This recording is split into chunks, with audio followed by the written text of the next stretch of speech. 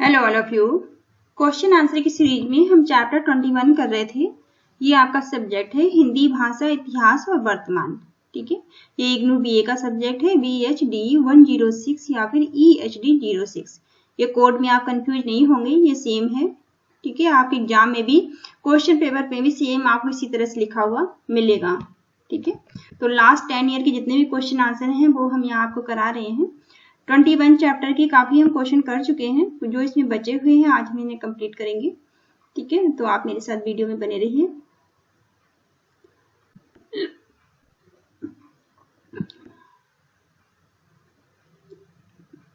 इससे पहले कि अगर आपने वीडियो नहीं देखे हैं तो आप देख लीजिएगा, प्लेलिस्ट चेक कर लेना आप। चलिए, फोर्थ क्वेश्चन है इसका, स्वाधीन भारत की शिक्षा में माध्यम संबंधी नीति क्या थी। ठीक है, आपसे एक तो इस तरह से पूछा जा सकता है या फिर आपसे पूछा जा सकता है कि स्वतंत्र भारत की शिक्षा में भारत सरकार ने कौन से सुधार किए। ठीक है, आपसे दोनों तरह से क्वेश्चन पूछा जा सकता है, तो आप कंफ्यूज नहीं होंगे। स्वाधीन भारत की शिक्षा में माध्यम संबंधी नीति इस तरह से पूछा जा सकता है, या फिर स्वतंत्र भारत की शिक्षा में भारत सरकार ने कौन से सुधार किए। ठीक है, तो आपका आंसर ये देना है। भारत देश जब आजाद हुआ तब भारत सरकार ने शिक्षा का लाभ जन सामान्य तक पहुंचाने की ओर ध्यान दिया।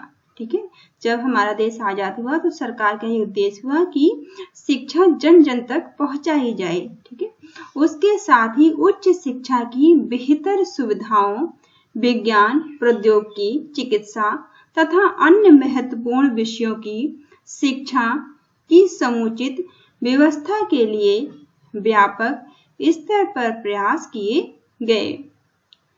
केंद्रीय स्तर पर शिक्षा और समाज कल्याण मंत्रालय अब मानव संसाधन विकास मंत्रालय का शिक्षा विभाग तथा राज्य स्तर पर राज्य शिक्षा विभागों को ये दायित्व सौंपे गए। साथ ही विश्वविद्यालय अनुदान आयोग, माध्यमिक शिक्षा बोर्ड आदि संस्थाएं स्थापित की गई। शिक्षा संबंधी नीति निर्माण के लिए समय समय पर समितियां गठित हुई और उनके प्रभावी परिणाम भी देखने में आए। शिक्षा माध्यम को शुरू से ही महसूस किया गया कि भारतीय भाषाओं में शिक्षा की उपयुक्त व्यवस्था हो। ठीक है, ऐसा शुरू से ध्यान दिया गया कि जो भी शिक्षा है वो भारतीय भाषाओं में दी जाए बच्चों को, ताकि वे अच्छे से समझ सकें चीजों को। लेकिन कार्यान्वयन की स्थिति में बूट्स एजुकेशन डिस्पैच को पूर्णतः बहिष्कृत करके आगे नहीं बढ़ा गया। ठीक है, लेकिन जो ब्रिटिश के टाइम की जो एजुकेशन पद्धति थी उसको एकदम से उसका बहिष्कार करना संभव नहीं था। अंग्रेजी तथा हिंदी अथवा अन्य भारतीय भाषा दोनों ही माध्यमों में शिक्षा की व्यवस्था हुई। ठीक है, इसीलिए शिक्षा की जो व्यवस्था की गई उस टाइम वो हिंदी में भी की गई और इंग्लिश में भी की गई और दूसरी जो भी भारतीय भाषाएं थी उनमें भी की गई। माध्यमिक शिक्षा और विश्वविद्यालय स्तर पर तथा तकनीकी स्तर पर एक ही भाषा का माध्यम सभी क्षेत्रों में व्यवहारिक रूप से लागू नहीं हुआ। ठीक है, जो उच्च शिक्षा थी, माध्यमिक शिक्षा और विश्वविद्यालय स्तर की जो शिक्षा थी उनमें एक ही भाषा को लागू नहीं किया गया। इसमें न केवल छात्रों की कठिनाई बढ़ी बल्कि अध्यापन और राजभाषा कार्यान्वयन को भी समुचित बढ़ावा न मिल सका। ठीक है, क्योंकि भाषाएं अलग अलग थी तो अपनी मर्जी से बच्चे ले सकते थे। हालांकि जागरूक भारतीय चिंतकों ने समय समय पर इस बात के प्रति गहरी चिंता व्यक्त की। आचार्य हजारी प्रसाद द्विवेदी ने भी कहा है कि देश के विश्वविद्यालयों से आशा की जा सकती है कि वे इस भाषा को अंगीकार करते और इसे समृद्ध बनाने में सहायता पहुंचाते, पर उन्होंने इस विषय में कोई सहायता नहीं पहुंचाई। जब देश की लोक शक्ति बहुत आगे बढ़ गई और जब विश्वविद्यालयों के लिए अधिक टाल मटोल करना असंभव हो गया, तब बड़ी कृपापूर्वक उन्होंने हाई स्कूल इंटरमीडिएट तक के स्टूडेंट के लिए हिंदी का माध्यम स्वीकार किया, परंतु इसमें भी कितनी हिचकिचाहट दिखाई गई। इसमें भी बहुत सी उन्होंने हिचकिचाहट दिखाई, आनाकानी की। अपनी मातृभाषा में शिक्षा पाने का जन्मसिद्ध अधिकार भी इस अभागे देश में तर्क और बहस का विषय बना हुआ था। 7वें दशक के मध्य में शिक्षा के प्रश्न पर राष्ट्रीय स्तर पर पुनर्विचार किया गया।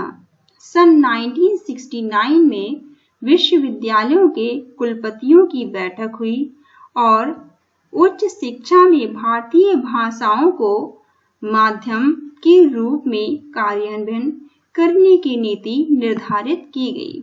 ठीक है, क्योंकि जब देश हमारा आजाद हुआ उससे पहले ब्रिटिश का शासन था, तो ब्रिटिश के शासन में वो अपनी भाषा को ही महत्व दे रहे थे और वो भारतीयों को, जिनको वो शिक्षित कर रहे थे अपनी मतलब के लिए, वो अपनी इंग्लिश भाषा में शिक्षित कर रहे थे। तो आजादी के बाद ऐसे विश्वविद्यालयों के लिए, कॉलेजों के लिए बच्चों को उनकी मातृभाषा में या हिंदी भाषा में पढ़ाने के लिए, उन्हें पढ़ने के लिए भी संघर्ष करना पड़ा। ठीक है, कहने का मतलब ये है 1965 से 75, 1965 से 75 तक अगर देखा जाए तो पता चलता है कि हिंदी माध्यम की सामग्री निर्माण और कार्यान्वयन में काफी तेजी से प्रगति हुई। ठीक है, ये जो टाइम पीरियड ऐसा था आजादी के बाद का, जब हिंदी माध्यम की जो सामग्री थी, जो सिलेबस था, उसे काफी तेजी से उसे विकसित करने का काम किया गया। ठीक है, तो ये क्वेश्चन यहाँ खत्म होता है। नेक्स्ट क्वेश्चन आपका है क्वेश्चन नंबर 5। ठीक है, क्वेश्चन नंबर 5 में आपसे पूछा गया है, शिक्षा माध्यम का निर्धारण और कार्यान्वयन किस प्रकार किया जाता है। ठीक है, शिक्षा माध्यम का निर्धारण और उसका कार्यान्वयन किस प्रकार किया जाता है, ये आपको बताना है। स्कूल स्तर पर शिक्षा माध्यम संबंधी नीति का निर्णय केंद्रीय तथा राज्य स्तरीय शिक्षा विभागों द्वारा लिया जाता है। ठीक है, ये वैसे भी बेसिक जानकारी आपको होनी चाहिए, तो ये लाइन तो आप अच्छे से समझ ही लीजिए कि ठीक है, कि जो स्कूली स्तर पर शिक्षा माध्यम संबंधी नीति का निर्णय कौन लेता है, केंद्र सरकार लेती है, और राज्य स्तरीय शिक्षा विभागों द्वारा ये निर्णय लिए जाते हैं। राज्यों के विद्यालयों में शिक्षा की भाषा अथवा भाषाएं कौन सी होंगी, यह राज्य शिक्षा विभाग के द्वारा तय किया जाता है। ठीक है, जो स्टेट गवर्नमेंट के स्कूल होते हैं, वहाँ स्टेट गवर्नमेंट के जो शिक्षा विभाग है, वो लोग इस बात को तय करते हैं कि वहाँ किस तरह की भाषा और भाषाएं यूज की जाएंगी। इसी नीति के तहत विभिन्न राज्यों में हिंदी, अन्य भारतीय भाषाओं तथा अंग्रेजी दोनों माध्यमों में शिक्षा दी जा रही है। हिंदी भाषी राज्यों में स्कूली शिक्षा का प्रमुख माध्यम हिंदी है। साथ ही बड़ी संख्या में अंग्रेजी माध्यम स्कूल, अन्य भारतीय भाषाओं के भी स्कूलों में शिक्षा दी जाती है। हिंदी भाषा प्रदेशों के अलावा अन्य प्रदेशों में भी हिंदी माध्यम से शिक्षा उपलब्ध है। केंद्रीय माध्यमिक शिक्षा बोर्ड के अंतर्गत आने वाले विद्यालयों में देश भर में ये दोनों माध्यम उपलब्ध है। ठीक है, केंद्रीय माध्यम शिक्षा बोर्ड जो भी है, उनके अंतर्गत जो भी विद्यालय आते हैं, वहाँ हिंदी और इंग्लिश दोनों में शिक्षा दी जाती है। इनमें से कौन सा विद्यालय किस माध्यम से शिक्षा देगा, यह तय करने की व्यवस्था भिन्न भिन्न प्रकार से दी गई है, जो इस प्रकार है। फर्स्ट पॉइंट में आपको बताया गया है, मान्यता प्राप्त और सहायता प्राप्त विद्यालयों के मामलों में विद्यालय स्वयं ये निर्णय लेते हैं। सेकंड पॉइंट है, केंद्रीय विद्यालयों तथा नवोदय विद्यालय के मामले में यह निर्णय केंद्रीय विद्यालय संगठन तथा नवोदय विद्यालय संगठन करते हैं। थर्ड में, राज्य सरकार के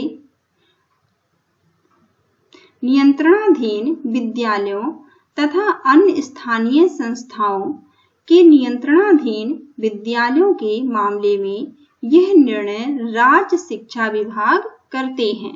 ठीक है, राज्य सरकार के मामले में ये कौन निर्णय करते हैं? ये राज्य शिक्षा विभाग करते हैं। ठीक है, उच्च शिक्षा के स्तर पर विश्वविद्यालय शिक्षा के मामले में शिक्षा संबंधी निर्णय विश्वविद्यालयों का होता है।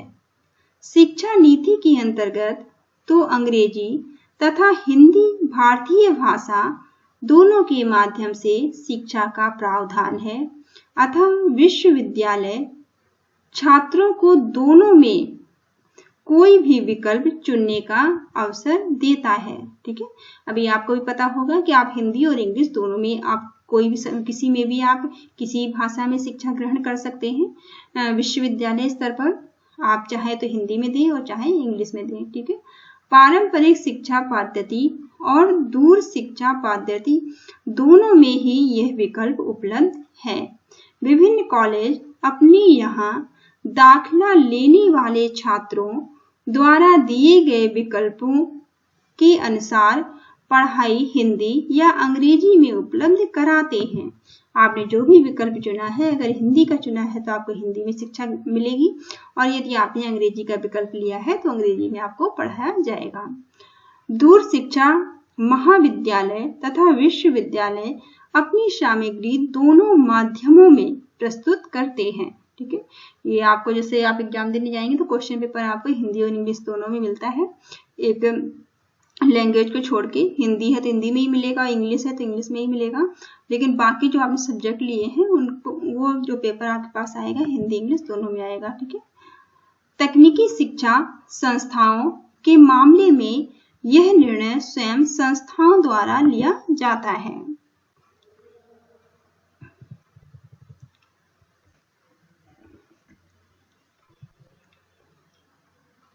नेक्स्ट पॉइंट इसमें है, शिक्षा के विभिन्न स्तरों पर हिंदी माध्यम से शिक्षा की व्यवस्था। ठीक है, इसमें 2 क्वेश्चन मिले जुले आए थे, तो आपसे जैसे पूछा जाता है उस तरह से आप लिखिएगा। तो दूसरा जो आपसे पूछा गया था, शिक्षा के विभिन्न स्तरों पर हिंदी माध्यम से शिक्षा की व्यवस्था। ठीक है, तो इसके आप देख लीजिए, ध्यान दीजिए, पॉइंट आप जरूर याद रखेंगे और इनको हाईलाइट करके पॉइंट को लिखना अच्छे से एग्जाम में, ताकि आपको अच्छे नंबर मिले। तो स्कूल स्तर पर, ठीक है, स्कूल स्तर पर पहले बात की गई है, फिर विश्वविद्यालय स्तर पर की गई है। तो स्कूल स्तर पर स्कूल स्तर की शिक्षा में हिंदी माध्यम की पर्याप्त व्यवस्था है। ठीक है, जो स्कूली शिक्षा होती है वो हिंदी माध्यम में उपलब्ध है। हिंदी भाषी क्षेत्रों में व्यापक रूप से शिक्षा का माध्यम हिंदी है। साथ ही केंद्रीय संस्थाओं द्वारा संचालित विद्यालयों में भी इसका व्यापक प्रयोग होता है। अच्छे स्तर की पाठ्य सामग्री भी स्कूली छात्रों को प्रचुर मात्रा में उपलब्ध है। राष्ट्रीय अनुसंधान एवं प्रशिक्षण परिषद जैसे राष्ट्रीय स्तर की संस्थाओं के अतिरिक्त राज्य स्तरीय प्रकाशन भी महत्वपूर्ण सहयोग देते हैं। नेक्स्ट पॉइंट है विश्वविद्यालय स्तर पर। तो विश्वविद्यालय स्तर पर शिक्षा के माध्यम के रूप में अंग्रेजी तथा हिंदी भारतीय भाषाएं दोनों की व्यवस्था है। स्नातक स्तर पर शिक्षा में हिंदी का व्यापक प्रयोग है। हालांकि उच्चतर शिक्षा तकनीकी शिक्षा में अंग्रेजी का ही वर्चस्व है। यद्यपि ऐसा काफी विश्वविद्यालय हैं, ऐसे बहुत सारे विश्वविद्यालय हैं जिनमें हिंदी तथा अन्य भारतीय भाषाओं में स्नातकोत्तर शिक्षा का प्रावधान है। ठीक है, लेकिन इन माध्यमों के अपनाने वालों के लिए अभी इतनी सुविधाएं उपलब्ध नहीं हो सकी हैं जितनी अंग्रेजी माध्यम के छात्रों के लिए हैं। ठीक है, छात्र अपनी रुचि के अनुसार माध्यम चुनते हैं। कक्षाएं छात्रों द्वारा चुने गए माध्यम के अनुरूप होती हैं। कुछ स्थानों पर तो विशुद्ध रूप से हिंदी माध्यम से ही कक्षाएं होती हैं। जिन कॉलेजों में दोनों माध्यमों के छात्र होते हैं वह कक्षाएं सामूहिक होती हैं और शिक्षण की भाषा मिली-जुली होती है। स्नातकोत्तर स्तर पर भी मिली-जुली कक्षाओं का प्रावधान है। महानगरों में अंग्रेजी माध्यम के छात्रों का प्रतिशत अधिक होता है। ठीक है, शहरों में अंग्रेजी लेने वाले बच्चे ज्यादा होते हैं, इंग्लिश माध्यम से ज्यादा बच्चे पढ़ाई करते हैं, जबकि छोटे नगरों और कस्बों में हिंदी माध्यम के छात्रों का प्रतिशत अधिक होता है। ठीक है, तो ये क्वेश्चन आपका यहाँ पे खत्म होता है। नेक्स्ट क्वेश्चन आपसे पूछा गया है क्वेश्चन नंबर 6। क्वेश्चन नंबर 6 है हिंदी माध्यम की पाठ्य सामग्री तैयार करने की प्रक्रिया का उल्लेख करते हुए पाठ्य सामग्री तैयार करने वाली संस्थाओं के नामों का उल्लेख कीजिए। ठीक है, इस तरह से भी क्वेश्चन आ सकता है, तो इसको भी आप ध्यान दीजिए। विद्यालय के लिए शैक्षिक सामग्री निर्माण शिक्षा माध्यम कार्यान्वयन करने की प्रक्रिया का सर्वाधिक महत्वपूर्ण अंग है।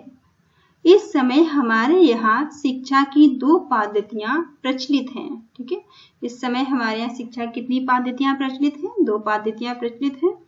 और विद्यार्थियों के लिए शैक्षणिक सामग्री निर्माण शिक्षा माध्यम कार्यान्वयन करने की प्रक्रिया में ये सर्वाधिक महत्वपूर्ण अंग होता है। ठीक है, ये 2 पद्धतियां कौन सी हैं? पहली है दूर शिक्षा पद्धति। ठीक है, पहली क्या है? दूर शिक्षा पद्धति, और दूसरी है पारंपरिक कक्षा में शिक्षण पद्धति। ठीक है, पहला तो है दूर शिक्षा पद्धति, दोनों पॉइंट आप याद रखेंगे। दूसरा है पारंपरिक कक्षा में शिक्षा पद्धति, शिक्षण पद्धति। ठीक है, शिक्षण पद्धति। दूर शिक्षा पद्धति के लिए स्वयं शिक्षण सामग्री की आवश्यकता पड़ती है, तो वहीं दूसरी ओर पारंपरिक कक्षा में शिक्षण पद्धति के लिए पाठ्य पुस्तकों की जरूरत पड़ती है। सामग्री तैयार करने की प्रक्रिया, पॉइंट को आप ऐसे हाईलाइट करके लिखेंगे, अंडरलाइन करके अच्छे से। पाठ्य सामग्री तैयार करने में आम तौर से मूल लेखन तथा अनुवाद दोनों प्रक्रियाओं की सहायता ली जाती है। स्कूली शिक्षा में आरंभिक स्तर की पाठ्य पुस्तकें मूलतः हिंदी में ही लिखी जाती हैं, लेकिन माध्यमिक अथवा उच्चतर माध्यमिक स्तर की राष्ट्रीय शैक्षिक अनुसंधान और प्रशिक्षण परिषद द्वारा प्रकाशित की जाने वाली पाठ्य पुस्तकें सामान्यतः अंग्रेजी में तैयार कराकर हिंदी में अनुवाद की जाती हैं। राज्य स्तरीय संस्थाएं मूलतः हिंदी में ही अपनी पुस्तकें तैयार करती हैं। साथ ही उच्च कोटि की पुस्तकों के अनुवाद की व्यवस्था भी करती हैं, ताकि छात्रों को अधिकाधिक उपयोगी पुस्तकें उपलब्ध हो सकें। दूर शिक्षण संस्थाएं। अब जो दूर शिक्षण संस्थाएं हैं, जैसे कि पत्राचार विद्यालय तथा महाविद्यालय और ओपन स्कूल तथा मुक्त विश्वविद्यालय। ठीक है, दूर शिक्षण संस्थाएं, जैसे आप जैसे इग्नू से पढ़ रहे हैं तो वो भी इसी में आएगा। ठीक है, तो दूर शिक्षण संस्थाएं में क्या क्या है? पत्राचार विद्यालय तथा विश्वविद्यालय और ओपन स्कूल। ठीक है, जिसे NIS कहते हैं, और मुक्त विश्वविद्यालय, जो कि Indira Gandhi national open university है, इग्नू, जिससे कि आप पढ़ रहे हैं। ठीक है। पाठ्य सामग्री अंग्रेजी में तैयार करा के उनका हिंदी अनुवाद करते हैं। इन अनुवाद पद्धति का मूल उद्देश्य एक रूपता निश्चित करना होता है। स्वतंत्र रूप से विभिन्न विषयों पर लिखने वाले विद्वान अपनी रुचि के अनुसार माध्यम चुनते हैं। यद्यपि उच्च शिक्षा के क्षेत्र में लेखन और अनुसंधान में अक्सर अंग्रेजी का ही प्रचलन अधिक है। ठीक है। उच्च शिक्षा में ज्यादातर इंग्लिश का ही प्रचलन ज्यादा है, लेकिन इन लेखकों की अपनी पुस्तकें तथा शोध ग्रंथों का हिंदी में अनुवाद कराने में दिलचस्पी होती है। इसलिए अंग्रेजी प्रकाशन करने के बाद कुछ समय बाद ही हिंदी अनुवाद प्रकाशन का प्रयास करते हैं। ठीक है। कहने का मतलब ये है कि हिंदी और इंग्लिश दोनों में आपको पुस्तकें उपलब्ध होती हैं। ठीक है। नेक्स्ट पॉइंट है हिंदी माध्यम से सामग्री तैयार करने वाली संस्थाएं। ठीक है। हिंदी माध्यम से सामग्री तैयार करने वाली संस्थाएं हिंदी माध्यम की सामग्री निर्माण और प्रकाशन की व्यवस्था में 3 तरह की संस्थाएं कार्य करती हैं। ठीक है। कितनी तरह की संस्थाएं कार्य करती हैं? 3 तरह की संस्थाएं हैं हिंदी माध्यम की सामग्री को तैयार करने में। पहला है निजी क्षेत्र की संस्थाएं। ठीक है। पहली कौन सी है? निजी क्षेत्र की संस्थाएं। दूसरा दूर शिक्षा संस्थाएं। ठीक है। दूसरा दूर शिक्षा संस्थाएं हैं। और थर्ड है सरकारी अथवा विश्वविद्यालय स्तर पर। ठीक है। और थर्ड है सरकारी तथा अथवा विश्वविद्यालय स्तर पर। स्कूल स्तर की पाठ्य सामग्री तैयार करने वाली संस्थाएं। ठीक है। अब स्कूल स्तर की जो पाठ्य सामग्री तैयार करती हैं वो संस्थाएं हैं स्कूल स्तर की पाठ्य पुस्तकें तथा अन्य सामग्री उपलब्ध तीनों प्रकार की संस्थाओं द्वारा तैयार की जाती है। ठीक है। स्कूल स्तर की जो भी पाठ्य सामग्री है वो तीनों संस्थाएं करती हैं।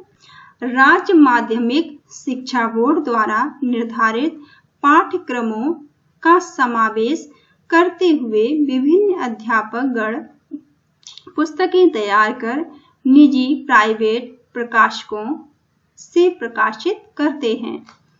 ठीक है। दूसरा है राष्ट्रीय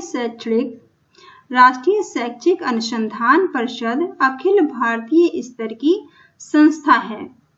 इसके द्वारा तैयार पुस्तकें केंद्रीय माध्यमिक शिक्षा बोर्ड के संबंध देश के अधिकांश विद्यालयों के पाठ्यक्रमों में निर्धारित होती हैं। राज्य स्तर पर भी इस प्रकार की संस्थाएं कार्यरत होती हैं। ठीक है। थर्ड पॉइंट है आपका पत्राचार विद्यालय तथा ओपन स्कूल अपनी पाठ्य सामग्री स्वयं तैयार करते हैं। ठीक है। जो पत्राचार विद्यालय है और ओपन स्कूल है वो अपनी पाठ्य सामग्री को खुद ही तैयार कराते हैं। अक्सर यह कार्य किसी एक लेखक द्वारा न करा के सामूहिक कार्य मतलब टीम वर्क के रूप में कराया जाता है। नेक्स्ट पॉइंट है विश्वविद्यालय स्तरीय पाठ्य सामग्री तैयार कराने वाली संस्थाएं। ठीक है। अब विश्वविद्यालय स्तर पर जो पाठ्य सामग्री तैयार कराने वाली संस्थाएं हैं इनकी हेडिंग आप जरूर याद कर लेंगे और बाकी फिर 1-2 बार आप वीडियो सुनेंगे तो आपको याद हो जाएगा जितना आपको लिखना है। ठीक है। विश्वविद्यालय स्तर पर पाठ्य सामग्री तैयार कराने वाली संस्थाएं भी उपयुक्त तीनों श्रेणी में आती हैं। ठीक है। जो हमने 3 श्रेणी पढ़ी है ऊपर। विभिन्न हिंदी भाषी राज्यों की हिंदी ग्रंथ अकादमियों के अंतर्गत कुछ विश्वविद्यालयों में हिंदी माध्यम सामग्री निर्माण विभाग कक्षा है जो विभिन्न विषयों के विशेषज्ञ लेखकों के सहयोग से पुस्तकें तैयार कराते हैं। ग्रंथ अकादमियां जहां विभिन्न ज्ञान क्षेत्रों की उच्च कोट की पुस्तकों द्वारा हिंदी के प्रसार में योग देती हैं। वहीं विश्वविद्यालयों के उपयुक्त विभागों कक्षा सामग्री निर्माण करते समय पाठ्यक्रमों में होने वाले अंतर परिवर्तनों को भी ध्यान में रखते हुए, जिससे कि परीक्षा की दृष्टि से भी विद्यार्थियों को उपयुक्त सामग्री उपलब्ध कराई जा सके। ठीक है, बच्चों को अच्छी से अच्छी सामग्री दी जा सके परीक्षा के माध्यम से भी, ताकि वो अच्छे से अपना एग्जाम क्लियर कर पाए। इन संस्थाओं को पुस्तकों के प्रकाशन पर आने वाली लागत के लिए वित्तीय सहायता केंद्र सरकार के मानव संसाधन विकास मंत्रालय की ओर से प्राप्त होती है। इससे एक प्रकाशन कम कीमत पर छात्रों को उपलब्ध करा पाते हैं। ठीक है, क्योंकि जो सहायता है वो केंद्र सरकार द्वारा दी जाती है, केंद्र सरकार के मानव संसाधन विकास मंत्रालय द्वारा, जो कि शिक्षा मंत्रालय है। इसलिए जो हमारी पुस्तकें हैं, जो स्टडी मटेरियल है, वो हमें सस्ते दामों पर उपलब्ध होता है मार्केट में।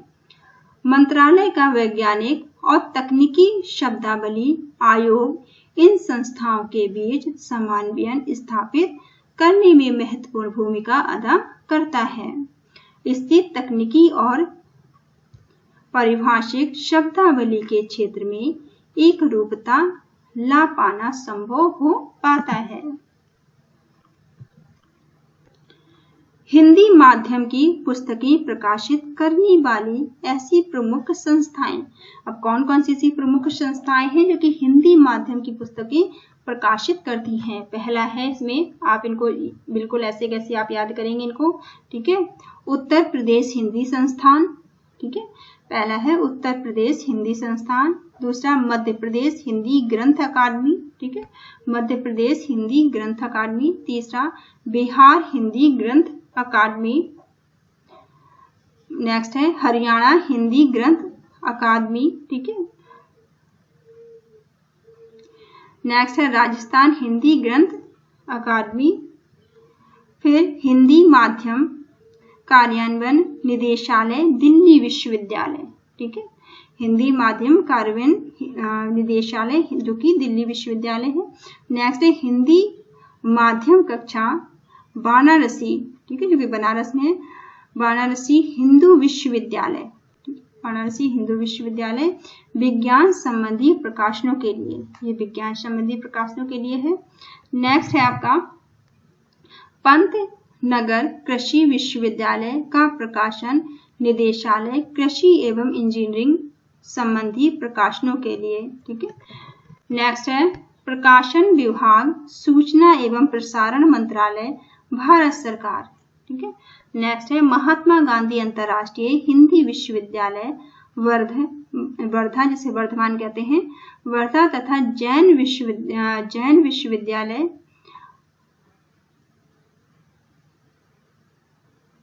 लानू राजस्थान ने भी कुछ पाठ्य सामग्री हिंदी में छापी है। ठीक है, राजस्थान में भी कुछ हिंदी में सामग्री छापी गई है। नेक्स्ट है दक्षिण भारतीय हिंदी प्रचार सभा मद्रासा जो कि चेन्नई में है, मद्रास जो कि चेन्नई में है। ठीक है, ये दक्षिण भारत हिंदी प्रचार सभा है जो मद्रास कहाँ पे है? चेन्नई में है। ठीक है, इसके अतिरिक्त इतिहास की पुस्तकों के अलीगढ़ विश्वविद्यालय द्वारा कराए गए हिंदी अनुवाद तथा भारतीय इतिहास अनुसंधान परिषद द्वारा कराए गए हिंदी अनुवाद भी की गुणवत्ता एवं उपयोगिता की दृष्टि से काफी महत्वपूर्ण है। ठीक है, ये काफी है, आपको जितना भी इजीली याद रह जाता है, जरूरी नहीं सबको आप याद करें, जितना आपको याद रह जाता है आसानी से उतना भी आप लिख देंगे तो आपको अच्छे नंबर मिल जाएंगे। ठीक है, उपयुक्त सरकारी संस्थाओं के अतिरिक्त कुछ प्राइवेट संस्थाओं ने भी हिंदी माध्यम की अच्छी और उपयोगी सामग्री प्रकाशित की है। इनमें वाणिज्य की पुस्तकों के लिए सुल्तान चंद एवं सन्स दिल्ली तथा सामाजिक विज्ञान की पुस्तकों के लिए मैकमिलन ने हिंदी प्रकाशनों का उल्लेख किया जा सकता है। मोतीलाल वाराणसी दास के इतिहास और दर्शन संबंधी हिंदी प्रकाशन भी इस दृष्टि से उल्लेखनीय हैं। ठीक है, विभिन्न, नेक्स्ट पॉइंट इसमें दिया गया है, भिन्न भिन्न विश्वविद्यालयों की पत्राचार पाठ्यक्रम संस्था तथा मुक्त विश्वविद्यालय अपनी सामग्री अंग्रेजी में तैयार करा के उनके हिंदी अनुवाद छपवाते हैं। इनमें से कुछ का प्रकाशन संबंधी विश्वविद्यालय के अपनी प्रेस अथवा प्रकाशन विभागों द्वारा होता है। ठीक है, जो विश्वविद्यालय हैं या पत्राचार हैं, जो मुक्त विश्वविद्यालय या पत्राचार माध्यम से, जैसे कि इग्नू हो गया, NIS हो गया, ठीक है, तो ये अपनी पाठ्य सामग्री अंग्रेजी में तैयार कराते हैं, फिर इनका वो हिंदी में अनुवादन कराते हैं। ठीक है, हिंदी में फिर वो ट्रांसलेट करवाते हैं। तो ये क्वेश्चन यहाँ पे खत्म होता है। नेक्स्ट क्वेश्चन है आपका है 7th। ठीक है, आई होप ये शायद लास्ट क्वेश्चन है 7th। ठीक है, तो एक सेकेंड, अगर एक ही क्वेश्चन है तो कर लेते हैं, फिर नेक्स्ट वीडियो में कर देंगे। ठीक है, एक नहीं है, ये 2 क्वेश्चन अभी बचे हुए हैं इसमें आपके। ठीक है, चलिए इसको नेक्स्ट वीडियो में कर लेंगे, क्योंकि ये आधे घंटे का वीडियो हो गया है, फिर बहुत बड़ा हो जाता है तो फिर आप लोग बोर हो जाओगे करने में, है ना। तो इसको यहीं तक रहने देते हैं, ये क्वेश्चन नेक्स्ट वीडियो में हम कर लेंगे।